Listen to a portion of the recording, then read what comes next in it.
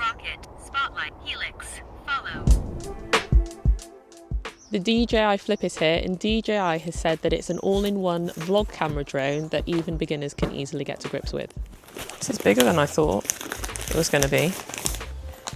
Yeah, definitely bigger than I thought it was going to be. Now, given that it is a vlogging drone that is intended to do a lot of things, you can imagine how intrigued I am to actually put this to the test. With a combination of vlog footage and just normal drone footage as well, given that I can fly it with the remote control. And apparently, one battery is going to give you up to 31 minutes of flight time. Oh, you can have 4 batteries in here.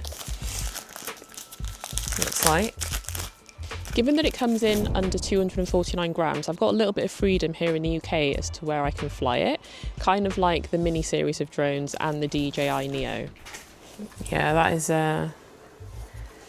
is definitely bigger than I thought it was going to be when I saw the photos of it.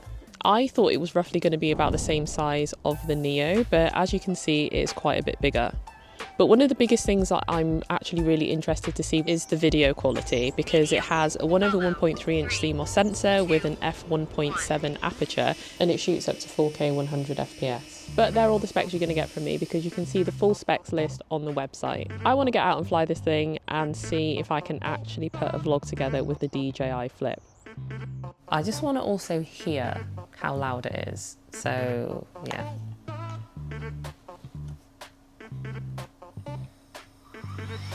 Take off.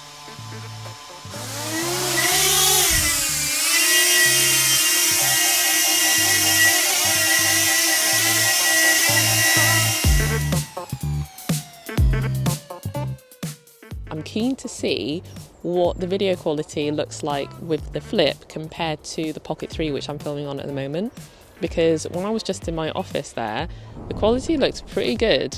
So yeah, I want to see how it stacks up to the Pocket 3, because they've both got a 1/1.3 inch sensor. So obviously Pocket 3, and then this is the Flip. So yeah, it's just to get an idea, because they both have the same size sensor. The Pocket 3 footage and the Neo, the Flip footage.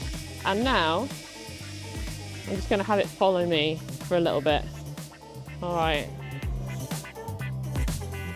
So, you know, I'm just sitting here watching the footage, and the quality is insane. It's so good. I was not expecting this. And this is just in the default 4K, 30 FPS, normal colour profile, no adjustments to the footage, and the quality is so good. Droney, 3, 2, 1. You can also shoot in D-Log-M as well, just like you can with the Pocket 3. And I was about to do this, but then... Unable to take off. No storage available. Free up storage space. Oh no. So I clearly forgot to put an SD card in here. And I wonder if it captured all the footage of me running around like a loon just then. I guess we'll see when we get back. But I do have a spare card in my pocket, so just in case, I'm going to do it again. So on that note, the DJI Flip does have inbuilt storage, but it's less than 2 gigs, so don't forget your SD card like I did. If you aren't using the remote control, you saw it's not going to take off if there is no storage space. And I think that's a good thing, because when it does take off, it starts recording automatically. So if there's nowhere to store that footage, then there's not really any point. So yeah, I think that is a good thing. I took a little trip down memory lane the other day and started watching a few of my earlier YouTube videos, mainly the Pocket 2 and the Action 3 ones, and what I loved about them, even though those videos feel a bit dated to me now, was just the rawness of going out to try the cameras and then talk about that experience in the moment and sharing it. Those videos were fun to make because I was just exploring the cameras and documenting what I found as it happened. Then in a follow-up video, I put together the detailed reviews. This is something that I still do. I go out and test gear, but somewhere along the line I stopped filming that process and sharing it. and as I was putting this video together, it kind of reminded me of those times. For this first video, I had this idea to go off and shoot a vlog with nothing but the DJI Flip, which I will still do, but whilst I was just testing the drone and just playing with it like a kid with a new toy, discovering the answers to all the questions I had about it, I thought that could be a solid video in itself. What else is in here?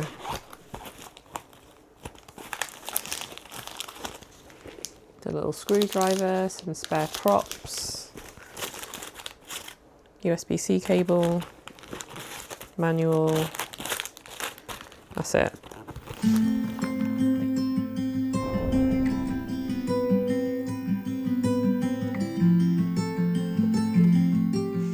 I'm not going to lie, I felt a little bit apprehensive about flying this far, so using the RC and then flying it up into the sky, because I don't want to keep comparing this to Neo, but when I flew the Neo, it didn't feel very stable when I flew it in the sky. And so with this, it literally feels like I'm flying the Mini 3 Pro, for example. It feels very stable, it doesn't feel like it's going to fly away. And yeah, the footage quality is still really good as well, but I'm really liking this. I have to say, I'm very much enjoying using the DJI Flip. Look at the depth of field, it looks just like the Pocket 3. And walking through the forest, the DJI Flip did a great job of not crashing into the trees or the branches. It has forward obstacle sensing, so it will brake if it gets too close to its subject.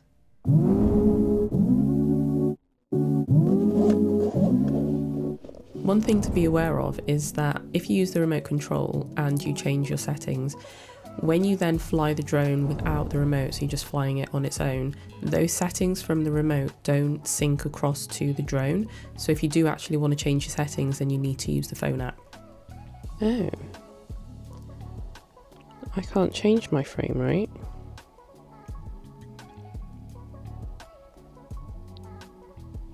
In 4K to 25 FPS. That's annoying. I wonder if that'll be in a firmware update. So, two things that I want to do with the app is, obviously I wanted to go through and I change my settings. Sorry, three things I want to do.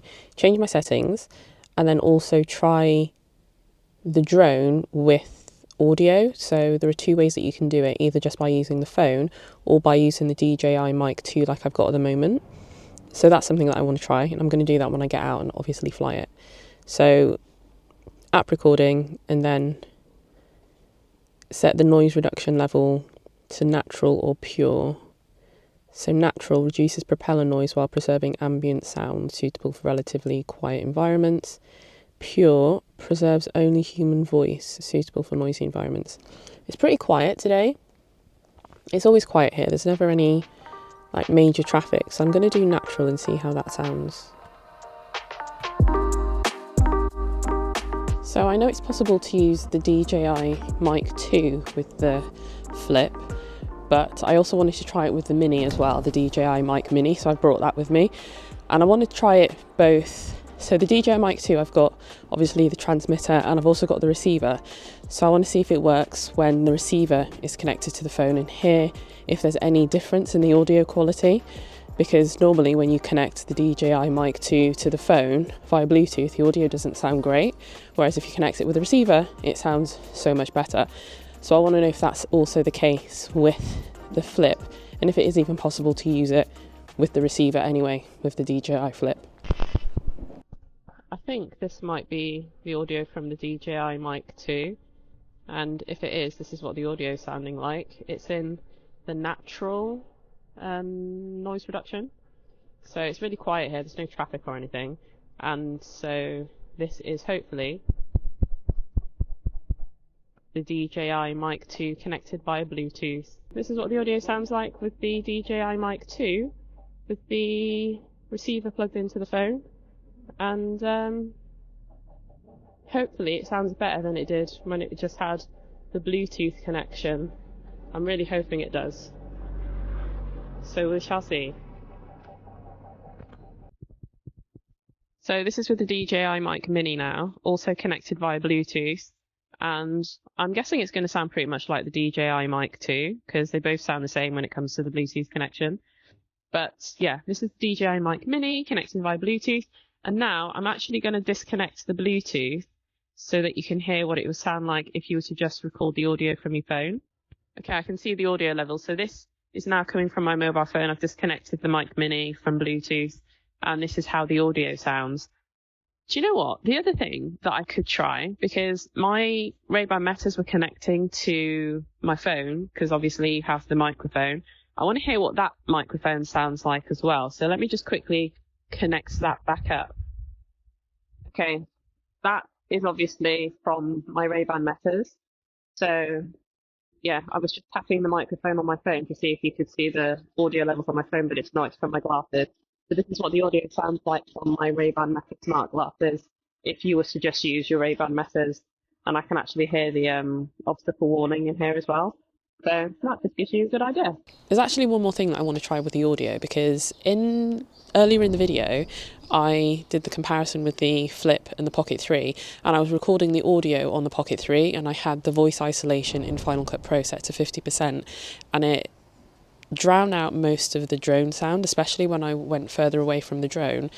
I could barely hear it, and so I want to see if that is just going to be a better option, basically recording directly into the DJI Mic 2 with the 32-bit float internal recording, doing that and then just adding voice isolation in post rather than actually connecting the Flip to the Mic 2 via Bluetooth with the phone. I've got the Mic 2 connected via Bluetooth, but I'm also recording internally to the microphone as well.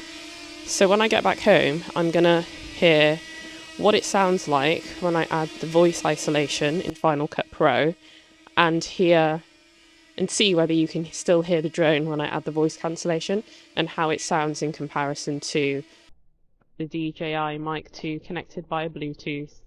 Whether it sounds better, because that's basically what the drone's doing, it's adding the voice isolation in there. And if I turn around and I'm walking this way as well, with the sound of the drone behind me, it might also sound better when I add that voice isolation in Final Cut Pro. Do you know what? Even though you can still very faintly hear the sound of the drone in the background when you add voice isolation, if you record the audio directly to the transmitter, I would still take that over the Bluetooth audio, because I think the other way sounds clearer. And if you were to add music to your video anyway, you're probably not going to hear that very faint sound of the drone. So that's probably what I do. What do you think?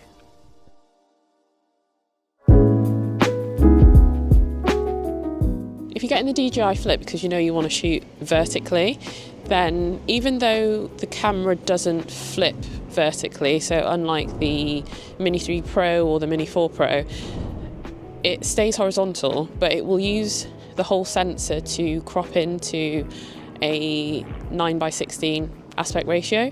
So you just go in the settings, you choose that, and then you'll be able to shoot a vertical video. It's obviously not 4K, it's going to be 2.7K, but that is more than enough if you're just going to be shooting and posting on Instagram for reels and stories, or TikTok or something like that, or YouTube Shorts. So that is an option. Before I head home, there is one last thing that I want to try, because I was going to do it a couple of days ago, and that's when my drone ran out of storage space because I forgot the memory card. But I want to see what the footage looks like in D-Log-M, because it can shoot D-Log-M in 10-bit, and I'm just assuming it's going to look exactly like the Pocket footage looks when you shoot in D-Log-M. But let's see. The Flip has got D-Log-M, and the Pocket 3 also has D-Log-M, and this is how the footage is looking. So just as I expected, the 10-bit D-Log-M colour profile of the DJI Flip was basically the same as the DJI Pocket 3. So if you want to shoot in D-Log-M on the Flip and you also have the Pocket 3, then you know they're going to match just fine.